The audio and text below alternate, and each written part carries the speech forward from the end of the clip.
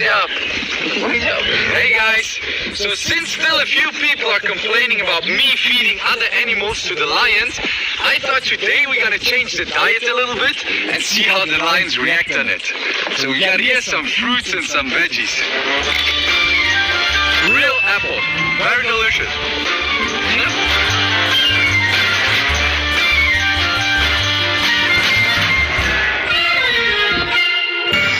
Bananas.